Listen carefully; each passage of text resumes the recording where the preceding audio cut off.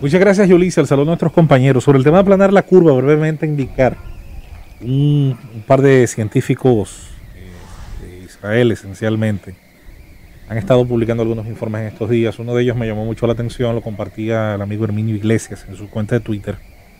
Y él decía, es un científico que pertenece al Consejo de Desarrollo Tecnológico de ese país y también es parte de la milicia del Sahal, que es el ejército israelí.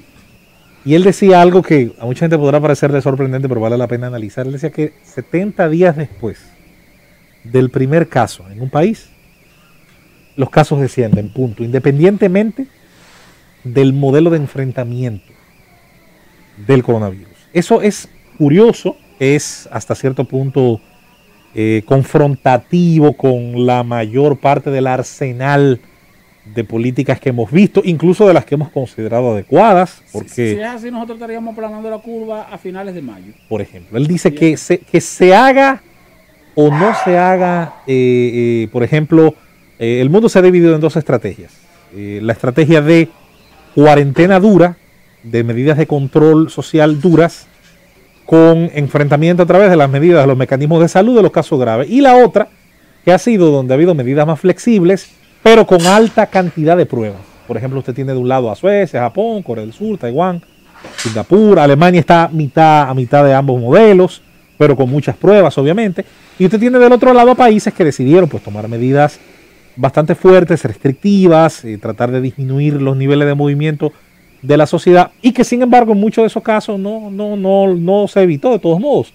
Tuviera altas cifras de mortandad, sobre todo los países que lamentablemente por su condición de tener una población altamente envejeciente, como ocurría con el Triángulo del Mediterráneo, de España, Francia e Italia, pues han tenido esa terrible situación. Entonces, eso vamos a darle seguimiento. Hay algunos artículos de publicaciones científicas, esencialmente el campo de la medicina, que han coincidido en el pasado con una alta cantidad de la población, sin asignar necesariamente un porcentaje, es inmune, como lo es una cantidad de la población siempre a algunas de las epidemias que se han tenido en el pasado. Y bueno, ojalá, vamos a ver, porque al final, venga de donde venga, el mundo va a celebrar la posibilidad de que haya un descenso importante en los nuevos contagios, y si hay un descenso, ni hablar en la mortandad y en el terrible costo que esto tiene. En estos minutos que les restan a mi participación, me voy a referir a una institución a la que no le hace falta mala prensa, porque siempre 2 miembros, 3, 4, 5, 10 se encargan, pese a ser unos pocos sobre el total, de generar las imágenes, los titulares y sobre todo la desconfianza de buena parte de la sociedad. Cuando esto pase, posiblemente la imagen de algunos funcionarios se vea fortalecida, la de algunos tal vez, la de otros tal vez no, pero es muy posible que la gente respete mucho al ministro de Salud, porque lo ve todos los días dando una información responsable, más allá de que algunas cosas quizás no uno exija que se hayan hecho de otra manera. La imagen de los médicos dominicanos yo creo que se va a ver fortalecida, son la primera línea de batalla, arriesgando sus vidas. La mayoría de ellos, a mí me parece, se ha asumido este reto con la seriedad y la profesionalidad que uno espera y reclama de ese personal. Yo diría que incluso hasta su propio colegio se ha comportado a la altura de la situación, tanto en sus divergencias con el gobierno reclamando mejores condiciones, como en su propia defensa del médico per se. Ahora bien, la Policía Nacional, los policías, probablemente, y siendo muy injustos con ellos, la sociedad no tenga una alza, un levantamiento y un ascenso en una medición a lo mejor de popularidad ni de crecimiento a la admiración que la policía tiene, por muchas razones. Primero, por un acumulado histórico de hierros, desaciertos. La policía arrastra desde su propia fundación una serie probablemente de inexactitudes en su diseño. Fue un cuerpo militar convertido en Policía Nacional, dejándole un organigrama militar que, hay que decirlo, es único en el mundo. Un organigrama que pertenece a las Fuerzas Armadas del mundo, pero para una policía que tiene base civil, una cosa ilógica a todas luces.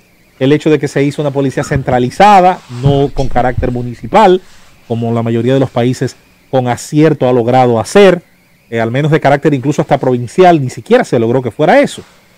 Es una policía netamente centralizada y donde el hecho de que creciera esa idea de hacer uso de la policía más como una fuerza interna de choque y control, y que se vio agudizada por 31 años de dictadura y por la terrible situación de los 12 años del presidente Balaguer, donde la policía, dirigida mayormente por militares y en medio de un escenario que todo el mundo recordará de libertades políticas disminuidas, se convirtió en un cuerpo aborrecido por una buena parte de nuestra ciudadanía.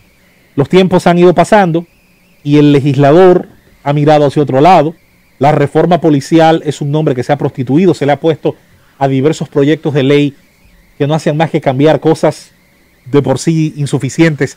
Se le ha llamado reforma policial y siempre se ha temido, incluso por el costo político que podría tener, agarrar el toro por los cuernos. Esa policía que está en la calle, muchas veces sin tener la certeza de que su familia tiene lo que necesita para sobrevivir y que ellos mismos tengan lo necesario para hacerle frente, en este caso, a una doble amenaza: la de una población que está constreñida momentáneamente por un decreto ley y la de, al mismo tiempo, una amenaza hacia su salud.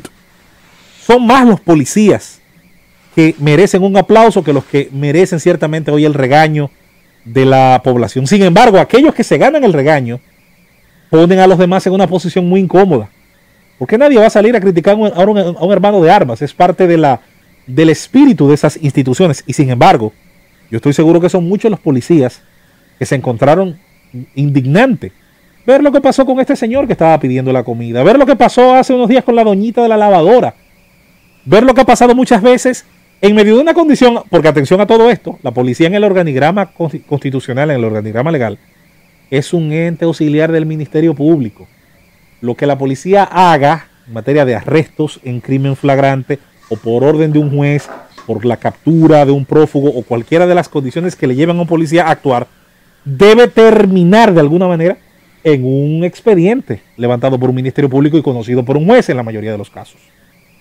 Como eso no ocurre en la práctica, lo que se tiene es, en medio de mandar a poner un retén, mandar a hacer una redada, nunca he visto nada más ilegal que una redada, y nunca le ha solucionado un solo problema a este país, ninguna redada que se recuerde, como un retén tampoco. Total, los retenes se hacen donde cruza la gente seria y trabajadora, generalmente, nunca en el epicentro de actividades criminales.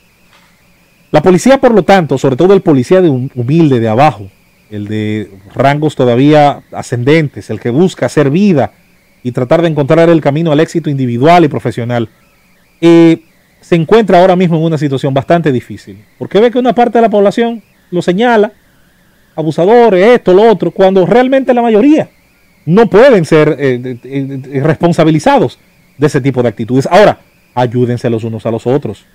Es posible que en medio de este marco jurídico nebuloso, que lo es, y por cierto me voy a referir mañana a eso, quizás sea un buen momento para hacer contacto con algunos amigos abogados, porque ciertamente hay faltantes, hay detalles que cuando se dice va preso el que no respete el toque de queda, miren, hay zonas grises que no están aclaradas en esa situación. ¿Usted cree que una persona parada frente a su casa está violando el toque de queda con la puerta abierta? Pregúnteselo.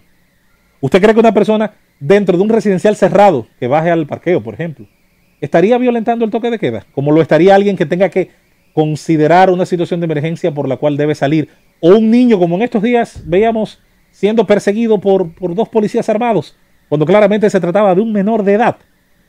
Vale preguntarse cuáles son los límites, y vaya que yo entiendo el porqué del toque de queda, y entiendo el porqué de tal vez empujar la sociedad hacia una reclusión que luego podemos discutir si es eficiente o no, pero puedo entender las razones que llevaron al presidente a pensar que era lo correcto. Ahora, la policía puede, cada policía, cuando tome ciertas decisiones, recordar que más vale a veces decirle a alguien, venga, yo le voy a dar el chance, ahora entre a su casa, no salga, respete esto.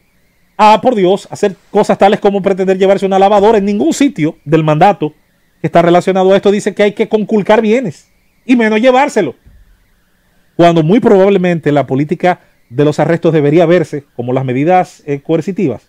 El arresto debería ser la última ratio, debería ser para los casos más flagrantes de gente irrespetuosa, que la hay, de gente desobediente, que la hay, de gente que está desarraigada de todo sentido común, que los hay. Yo no soy el que lo va a poner en duda, conozco muy bien esos casos en la población dominicana. Y sin embargo, muchas de las cosas que hoy generan a través de videos, notas de voz, comentarios y testimonios, situaciones donde se juzga ciertamente mal al cuerpo. Caramba, yo creo que podrían evitarse solamente ejerciendo el sentido común. Claro, ese ejercicio del sentido común puede a veces llevar a algunos miembros a tener choques con sus jefes y superiores. Miren, al final son esos mismos jefes y superiores los que después se ponen la mano en la cabeza cuando quienes están a su cargo y dentro de sus departamentos y dentro de sus mandatos territoriales terminan cometiendo esos actos. ¿Saben por qué? Porque al final se sabe dónde fue y dónde ocurrió.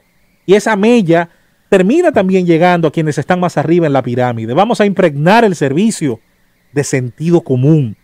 Y una vez lo hagamos, vamos a ver cómo eso incluso puede ayudar a la propia valoración de la población sobre su Policía Nacional y que esa misma población sea la que defienda luego al policía, exigiéndole al legislador y al gobernante que le dé un mejor trato profesional, una mejor capacitación, un mejor salario, un mejor entrenamiento, un mejor uniforme, una mejor arma de fuego y los elementos que luego le pedimos a ellos para que hagan bien su trabajo.